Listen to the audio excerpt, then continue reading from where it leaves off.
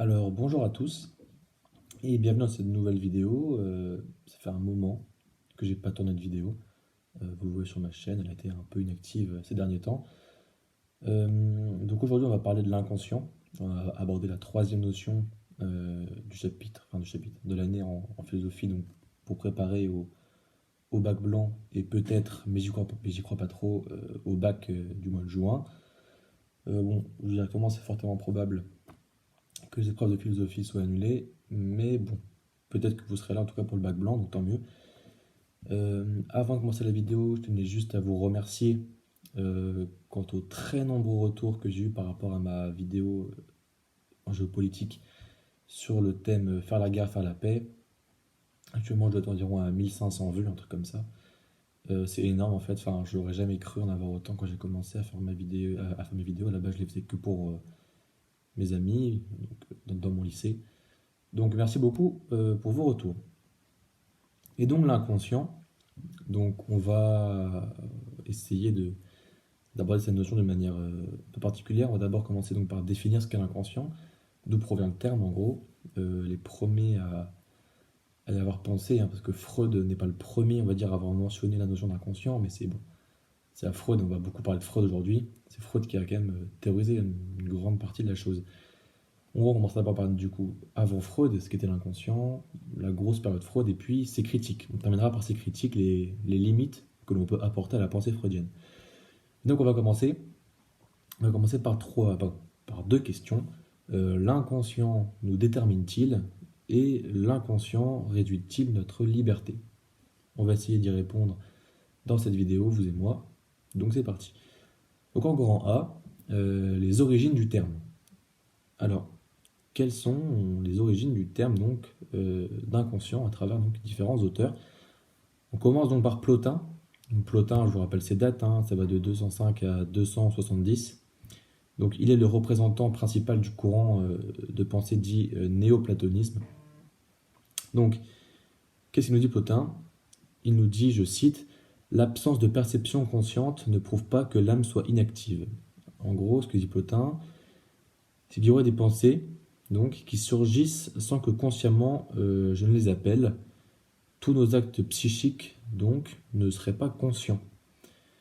Alors c'est intéressant en fait ce que dit Plotin parce qu'on voit déjà donc qu'au IIIe siècle après Jésus-Christ, il y avait déjà cette idée que l'homme n'avait pas forcément conscience de tout ce qu'il faisait et que tout ne provenait pas de sa propre volonté.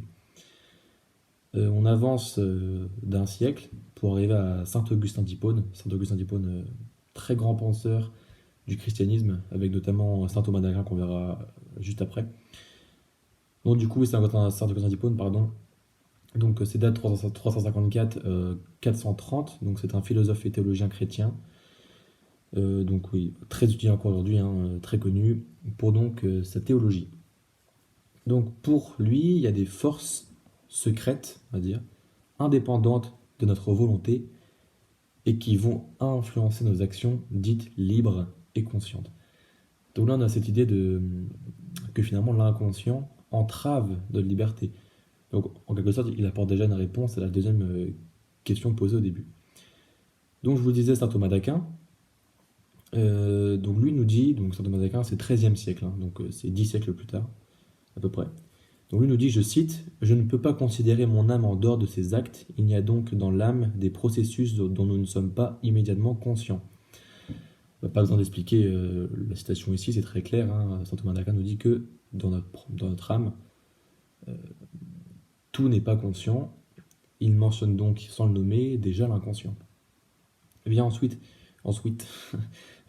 William Shakespeare, donc il n'est pas philosophe, hein, il est dramaturge, mais ce n'est pas très grave. Donc c'est date 1564-1616. Donc c'est un dramaturge, donc un poète et acteur anglais. Donc qu'est-ce qu'il nous dit? Shakespeare nous dit dans une très belle phrase, donc je cite, mon esprit est trouble comme une fontaine remuée, et moi-même je n'en vois pas le fond. C'est hyper intéressant comme phrase, c'est d'ailleurs très, très joliment dit, mais il nous dit en gros que l'esprit est une eau trouble, pardon, et donc qu'on n'y voit pas complètement clair, forcément. Donc on a encore une fois peut-être pas conscience de tout, et qu'il y a au fond de nous des choses que nous ne connaissons pas, des choses que vont essayer d'analyser Freud. Donc parlons un peu du coup du théâtre, un théâtre au XVIIe siècle. La part de nous que nous ignorons est cette part qui va nous permettre d'atteindre l'imagination et donc la créativité. Un siècle plus tard, au XVIIIe, donc c'est le fameux siècle des Lumières, vous savez, la Révolution française, etc. Voltaire, Diderot, tout ça, tout ça. Donc là, Dieu, au sens où on l'entend, n'existe plus. Il faut savoir que bon, les philosophes des Lumières n'étaient pas anti-religieux autant qu'on voudrait bien le croire. C'était pour beaucoup des déistes, c'est-à-dire qu'ils croyaient en un Dieu, mais pas en celui de l'Église catholique en l'occurrence. Et donc l'homme devient maître de la nature, hein, avec pour âme la science. Bon, la science n'est pas du XVIIIe siècle, heureusement. Mais voilà, l'homme s'émancipe en tout cas des carcans de l'Église. Et là, on va passer donc sur un philosophe, Leibniz, donc 646-1716, donc philosophe, mathématicien, juriste, philologue, diplomate allemand, bon, bref, à peu près tout fait. Et donc lui, il théorise un truc très important, pardon, les petites perceptions inconscientes. Donc là, le mot est dit, inconsciente, on y arrive enfin. On l'a sous-entendu pendant des siècles et des siècles, maintenant on y vient. Alors qu'est-ce que sont les petites perceptions inconscientes? Donc ces perceptions inconscientes, elles détectent une multitude de phénomènes. Mais afin que notre conscience puisse saisir l'événement, nos perceptions inconscientes vont unifier cette multitude d'actions. C'est pas clair, j'en conviens. Donc on va prendre un exemple. Donc on va prendre des vagues. Imaginons que vous êtes sur la côte, en face de la mer, donc. Alors, vous êtes d'accord avec moi qu'on ne peut entendre toutes les vagues une à une. Quand vous êtes en face de la mer, votre esprit ne peut pas isoler le bruit d'une vague au loin parmi les dizaines qui sont présentes. Et bien, c'est ce que nous dit Leibniz, c'est que notre inconscient nous permet de percevoir dans leur globalité les vagues. C'est-à-dire qu'en fait, il nous dit que, vu qu'on ne peut pas entendre chaque vague séparément, c'est notre inconscient qui va globaliser, on va dire, le bruit de la vague. En fait, c'est comme si on n'entendait qu'une seule vague alors qu'il y en a des dizaines et des dizaines. Donc pour ça, pour Leibniz, c'est dû à notre inconscient. Mais donc, on en arrive à Freud. Sigmund Freud, qui va donc théoriser énormément de choses quant à l'inconscient. Donc je regarde ma petite bibliothèque que j'ai là. Freud, bon c'est à l'envers, hein, mais Introduction à la psychanalyse. Il faudra que je le lise un jour. J'ai beaucoup de livres là, on voit pas, mais j'ai trop de trucs à lire en fait. Bref, voilà, on s'en fout. Et donc Freud alors. Freud il va d'abord théoriser la tripartition de l'inconscient. Donc on a le moi, le ça et le surmoi. Qu'est-ce donc que ça? Alors, le moi, donc, c'est notre conscience claire et distincte. Voilà, jusqu'à pas de problème. Vient le ça, donc le ça, c'est notre inconscient, fait de pulsions. Alors, les pulsions, Freud en distingue deux, on les verra plus tard, mais il y a la pulsion sexuelle et la pulsion de mort, le saut de tuer, en l'occurrence. Donc, le moi, notre conscience claire et distincte. Le ça, donc notre inconscient, nos pulsions meurtrières ou sexuelles. Et le surmoi, l'inconscient qui est conçu à partir de l'intériorisation des interdits parentaux, qui vont devenir ensuite une liaison avec les interdits sociaux. La société nous dit « tu ne tueras point », la société nous dit « tu ne violeras point ». Donc, en somme, ça veut dire que, imaginons, moi, j'ai une pulsion de mort, je veux tuer mon voisin. Vous inquiétez pas, ça n'arrivera pas. Hein. Je veux tuer mon voisin, donc mon ça va me dire tue-le, pour une quelconque raison, X ou Y, tue-le. Et mon surmoi va me dire non, c'est mal car la société me dit que c'est mal. En fait, mon inconscient, enfin mon surmoi, c'est ce que la société m'a fait intérioriser comme valeur.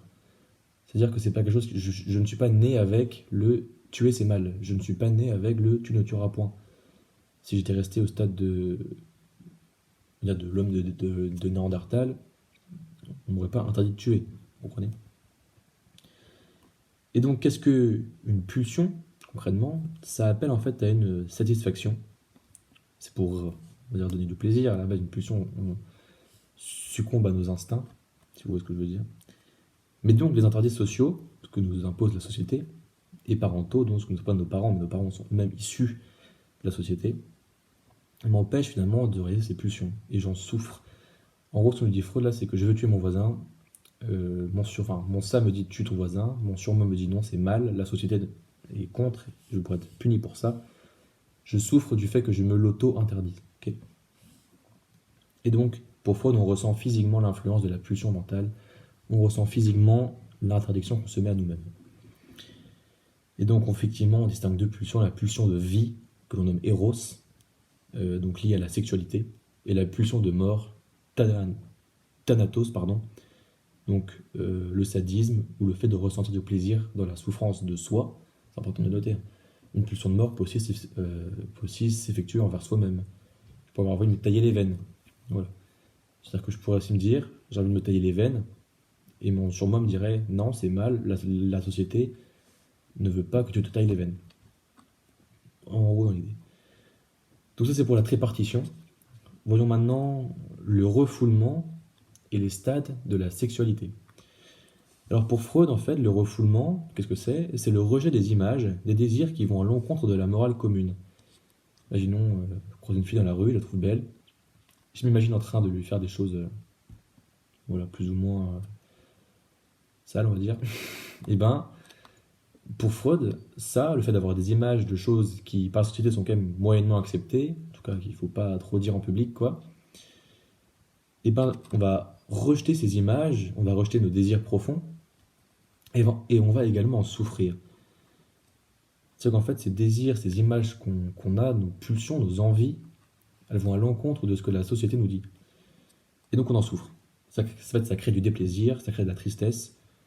Ce sont des pulsions qu'on refoule. Et le refoulement des pulsions, pour Freud, nous rend malheureux.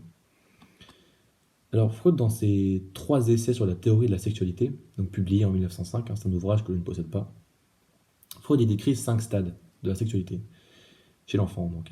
Nous allons étudier en seulement 3, en fait les 3 premiers, parce que ce sont les plus importants, pour Freud en tout cas, ce sont les plus importants. Donc le premier, le stade oral, donc qui va de notre naissance aux 18 mois, donc de 0 à 18 mois. En fait, le stade oral, il s'arrête à l'accès au langage. Quand on commence à parler, c'est là que le stade oral disparaît, donc ça varie selon les personnes, on ne commence pas tous à parler en même temps. Donc là, Freud va distinguer deux choses qu'on va distinguer continuellement tout au long de mon explication. La zone érogène d'un côté, et la zone d'angoisse. Donc zone érogène, érogène c'est le plaisir en somme, donc zone du plaisir. Alors stade oral, donc en gros ce qui dit Freud, c'est que quand on est tout petit, on découvre le monde par la bouche. Donc la bouche, le suçonnement, la tétée, quand notre mère nous allaite, par exemple. En gros, on comprend en fait quand on est quand on est très très jeune, on comprend que ce qui nous maintient en vie, c'est le fait de manger, de boire. C'est ça en fait, on comprend ça d'abord. On comprend le monde en ingérant les choses. C'est pour ça quand on dit par exemple de tenir des produits dangereux, des produits vaisselle par exemple, loin des enfants, c'est parce que l'enfant il découvre tout par la bouche, il a envie de tout manger, de tout goûter. Et c'est très dangereux, donc un enfant, bon, vous dites bien que si un enfant ravale de la javel, c'est pas très bon pour lui. Donc c'est là que ça vient en fait. Donc c'est pas il raconte pas n'importe quoi. La fraude, il dit des choses intéressantes. Et donc la zone d'angoisse de ça, c'est que en fait l'enfant comprend donc que tout se passe par la bouche, mais ça lui fait aussi se dire que lui-même est en danger. Il a peur en fait d'être mangé. Donc voilà. Après le stade oral, vers le stade anal. Alors stade anal, ça va de 18 mois à 3 ans. Et donc le stade anal, c'est quand on commence à développer une forme d'autonomie dans l'espace. En gros, nos premiers pas, si vous voulez. Donc la zone érogène, encore une fois, donne du plaisir. Donc ça passe par le sphincter et l'anus, stade anal, vous avez bien compris. On apprend d'un côté la rétention. Donc qu'est-ce que c'est que la rétention? C'est le fait de retenir sa matière fécale. Et on apprend la défécation. Donc le fait de sortir de la matière fécale, tout simplement. Et on comprend en fait que par ça, la rétention et la défécation, on comprend qu'on peut influencer la réaction de nos parents. C'est-à-dire qu'on peut mettre en colère nos parents, par exemple en ne déféquant pas au bon endroit, ou on peut au contraire leur faire très plaisir, en déféquant sur le pot par exemple. Là ils sont contents. Donc ça on le comprend. Enfin on comprend qu'on peut avoir par nos actes en l'occurrence là c'est déféquer, on peut avoir par nos actes une influence sur les réactions de nos parents. Et donc on comprend qu'on peut modifier le comportement des personnes environnantes dans la pièce, même pas forcément nos parents en fait. Et donc c'est une forme d'apparition du sadisme. Pour Freud, le sadisme apparaît dès 1 an et demi, dès 2 ans. Donc, dès l'enfance, on peut prendre goût à faire chier nos parents en gros, hein. Donc voilà. Donc une zone d'angoisse, c'est peur de perdre une partie de notre corps lorsqu'on défèque.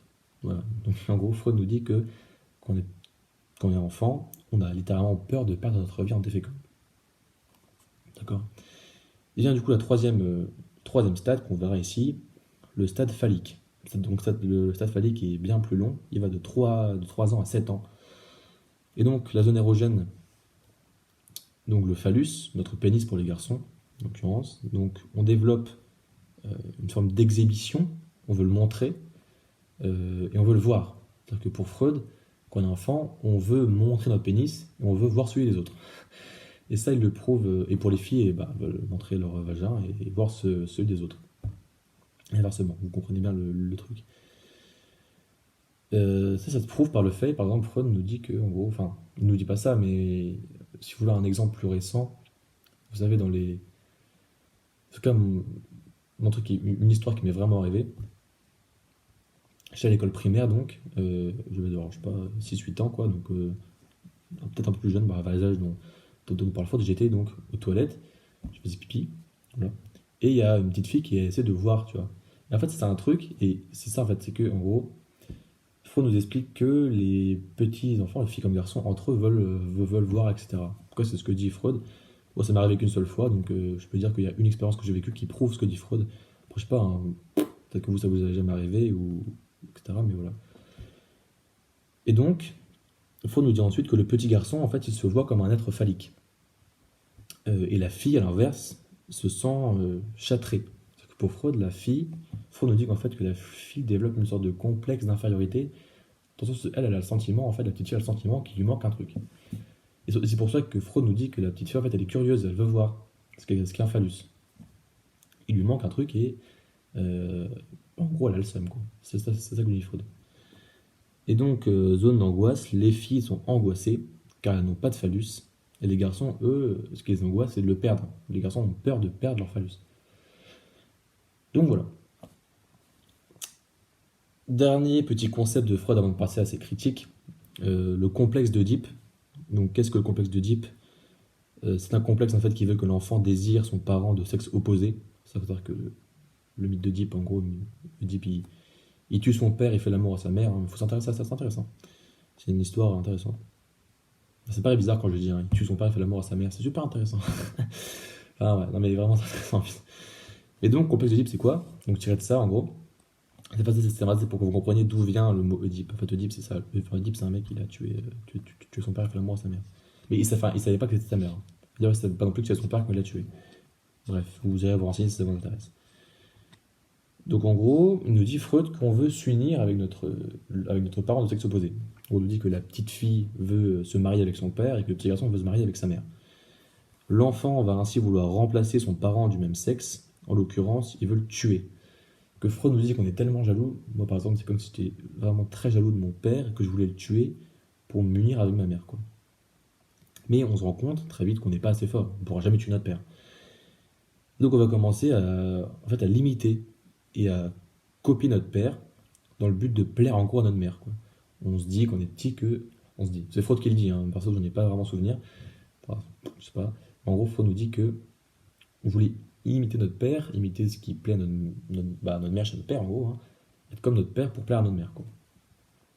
Mais donc ça marche pas, vous en doutez bien. Et donc, en fait, on passe de copier notre père à le prendre pour modèle. En tout cas, en fait, sur le temps long, on commence à trouver cool notre père, en fait. Enfin, dans mon cas, pour les filles, elles commencent à trouver cool leur mère. Et en gros, le petit garçon, en fait, à la fin, du complexe d'Oedipe, je sais plus c'est quel âge. Je sais plus c'est vers quel âge que ça s'arrête. Mais en gros, il dit que le petit garçon, à un moment, il veut plus s'unir avec sa mère. Il a arrêté d'avoir cette envie-là.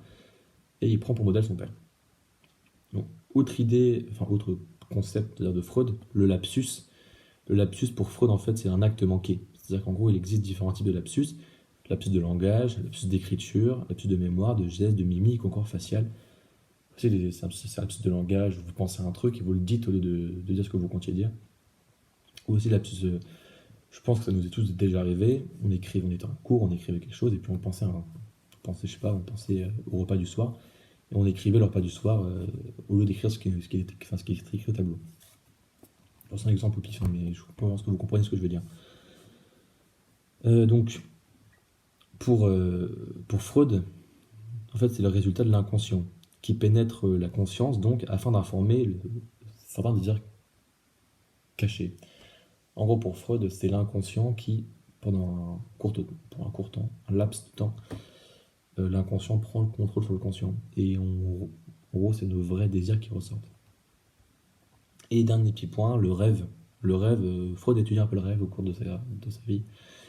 Et donc, en fait, pour Freud, le rêve, c'est littéralement la voie royale pour étudier l'inconscient, quoi. Pour Freud, dans nos rêves, donc, se cachent nos désirs dissimulés, dont il faut interpréter la symbolique et les signes. Et oui, Freud a raison, les rêves, c'est plein de symboles, vous savez, le fait de tomber dans son rêve, ou plein de trucs, etc., qui ont des vraies significations. Mais bref, passons aux critiques de Freud, je pense qu'il est plus que temps, il est déjà 21 minutes de vidéo. Et donc, quelles sont les critiques du freudisme? Alors j'en ai une, deux, trois, quatre critiques du freudisme différentes. Donc on va les voir ensemble. On commence par Karl Kraus. Karl Kraus, donc 1874-1936. C'est un dramaturge, poète, essayiste et satiriste autrichien. Alors il nous dit, je cite, en parlant du coup du freudisme, hein, cette doctrine ne peut que rétrécir la personnalité et accroître l'irresponsabilité. Donc en fait, vous savez que pour Freud, la personnalité, donc c'est trois entités dont je connais vraiment qu'une. Le moi, le ça, le surmoi. Et si on écoutait Freud, ça veut dire qu'on ne contrôlerait vraiment qu'une seule de ce qui fait de nous ce que nous sommes. Et ça, pour Karl Kraus, en fait, ça mène à de l'irresponsabilité. En gros, on se déresponsabilise de nos actions. Ce qui veut dire que pour Kraus, en gros, Freud nous dit qu'un meurtrier n'est pas responsable de son meurtre. On dit que si on écoutait Freud, ça veut dire que devant un juge, moi je pourrais dire, je reprends le cas du voisin, je dirais, ah mais j'ai pas tué mon voisin, c'est à cause de mon ça, c'est mon ça qui m'a dit de le tuer, j'ai eu un instinct de mort, enfin non, pas un instinct de mort, j'ai eu une pulsion de mort, j'ai tué mon voisin, ce n'est pas de ma faute. Et ça pour Kraus, c'est mal en fait. Et aussi pour Kraus, cette doctrine, je cite, crache sur le mystère du génie.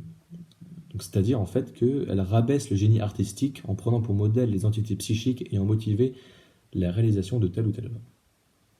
Ensuite, on passe à Émile Chartier, plus connu sous le nom de Alain, son pseudo c'est Alain. Donc c'est date 1868-1951. C'est un philosophe, essayiste, journaliste et professeur de philosophie français. Alors pour lui, Freud invente un, je cite, animal redoutable, donc qui serait un autre moi. Donc Alain nous dit en fait que le sexe est instinctif et qu'il échappe à la raison. C'est-à-dire que ça sert à rien en fait. Pour Alain, ça sert à rien d'essayer d'expliquer le sexe. Pour Alain, le sexe c'est quelque chose qui est instinctif chez l'homme. Dans tous les cas, on veut se reproduire et ça sert à rien de chercher des causes, des pulsions à ça. Encore une fois, selon Alain, le rêve est une dimension simpliste de l'homme que Freud a rendu complexe sans la moindre utilité. En gros, pour Alain, le rêve, c'est pas du tout une voie réelle pour étudier l'inconscient. Ce sont des choses sans signification particulière. La définition de l'individu selon Alain est la somme de la raison et de la réflexion. Selon Freud, c'est la somme de la conscience et de l'inconscient. Troisième critique, Viktor Frankl. Donc c'est date 1905-1997. C'est un professeur autrichien de psychiatrie et de neurologie, théoricien de la logothérapie. Donc pour Frankl, en fait, il existe bien un inconscient, mais il est avant tout spirituel. C'est-à-dire que l'inconscient est la partie de nous qui est capable de penser à tout ce qui est transcendant. Qu'est-ce qui est transcendant? L'infini, l'éternité, le paradis, l'immortalité, la grandeur de l'âme. Toutes ces choses qui ne sont physiquement pas réelles. L'infini n'est pas réel, mais nous sommes capables de le penser. Et donc selon Frankl, on est capable de penser l'infini parce que notre inconscient peut le penser, mais pas notre conscience. Je constate alors la misère de ma propre existence, la faiblesse de ma vie et par conséquent ma responsabilité vis-à-vis d'elle. Frankl dit 4 choses. Euh, la perte de sens quant à l'existence individuelle, le sentiment de vide, l'instinct ne nous indique plus ce qu'il faut faire, soit se conforme, soit obéir aux autres. Donc en gros, d'après Frankl, en fait, on renonce à trouver du sens à nos choix. Que soit on se conforme par rapport aux autres, soit on obéit finalement. Donc on abandonne notre liberté par paresse. Et la petite parenthèse, en fait, donc ça c'est des fiches que j'ai fait il y a longtemps. Et en fait, quand je les relis là, je vais être très honnête avec vous. En fait, ce que je suis en train de dire là, je vois même pas le rapport avec Sartre, parce que Sartre revient après. Je vois pas le rapport avec Freud. Du coup, bah désolé. Voilà. Donc je pourrais pas vous expliquer pourquoi j'ai écrit ça il y a 4 mois, mais voilà, c'est pas grave. On finit par Sartre, pour voir que ces vidéos durent moins d'une demi-heure. Donc Sartre, que je trouve personnellement être la critique la plus intéressante de Freud, je porte pas Sartre dans mon cœur. Tiens, d'ailleurs, j'ai 2 livres de Sartre là.